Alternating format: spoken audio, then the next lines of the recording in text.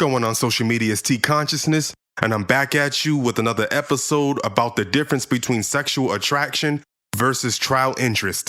Simultaneously, humans have an involuntary instinct to attract to another individual based on the electromagnetic frequency of who they are, beyond the physical, which is energy. In most cases, people will base attraction on physical aspects as far as looks, characteristics, or status. Men are biologically designed to be physically attracted to the opposite sex. Women are biologically designed to be attracted to the opposite sex based on the energy of the individual of the opposite sex makes them feel.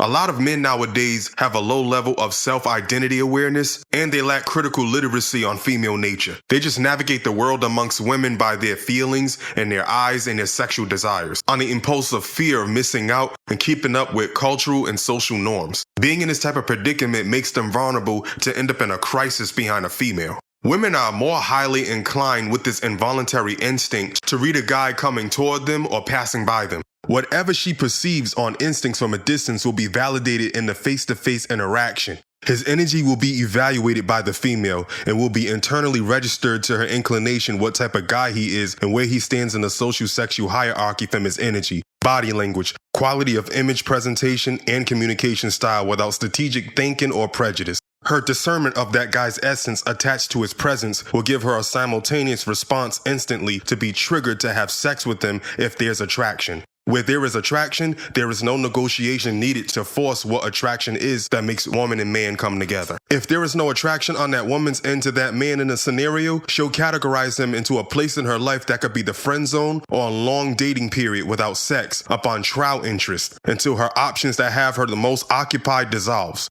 Women don't play games with guys they are instantly sex triggered by. Women have enough interest in guys they're not sex triggered by to go everywhere but to bed with. It doesn't take 3 to 6 or 9 months for a woman to figure out if she likes a man enough to let him go to bed with her.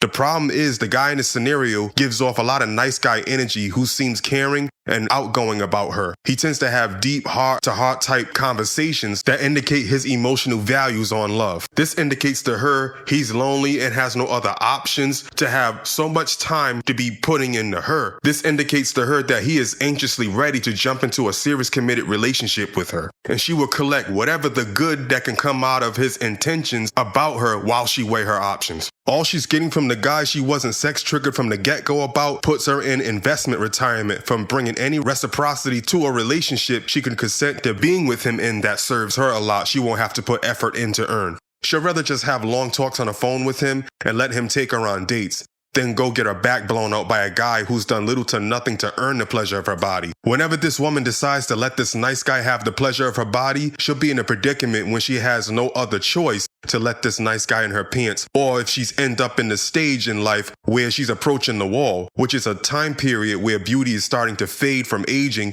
and her body goes through physiological changes from weight gain or loss, evolving into a downgraded version of herself. That good guy will be on the receiving end of her behavior indicative to promiscuous sex and traumas being with men that took what she could never get back. He may even have to take on the stepdad role in her single mother struggle if she has kids by other men. I said all this to say, guys, pay more attention to the progression of how things are going dealing with women. Please inform yourself with knowledge on yourself and female nature. If you do, you won't have to be so fixated on your interests. If you're being pulled towards a woman you're getting little to no reciprocated energy from, just enough social stimulation to keep you going about her. Opposite sex attraction is a complex phenomenon influenced by biological, psychological, and social factors. Here's a scientific breakdown. Evolutionary theory. Attraction to the opposite sex can be driven by a desire to reproduce and pass on genes.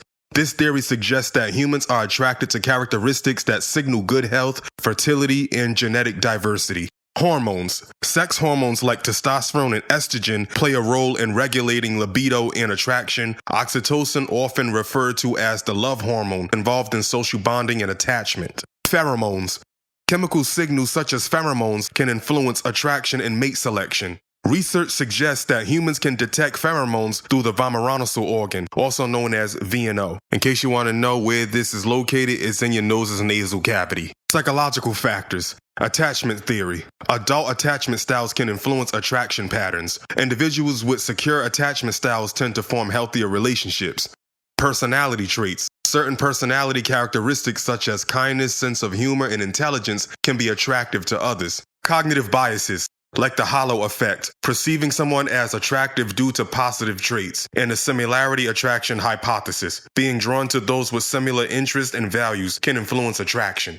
Social factors, cultural norms. Cultural expectations and norms around relationships, gender roles, and attraction can shape individual preferences. Social learning. Many people learn what is considered attraction through social interactions, media, and cultural influences. Social status. Social status, wealth, and power can influence attraction, particularly in certain cultural contexts. Neurobiological factors. Brain regions. Attraction activates brain regions like ventral tegmental areas, nucleus accumbens, and prefrontal cortex, which are involved in the reward processing, pleasure, and decision-making circuits of the brain. Dopamine, the neurotransmitter. Dopamine plays a key role in reward processing and pleasure, contributing to the experience of attraction. Interplay of factors. The interplay between these factors is complex, and individual experiences can vary greatly. Attraction is influenced by a dynamic interplay of biological, psychological, and social factors, making each person's experience unique.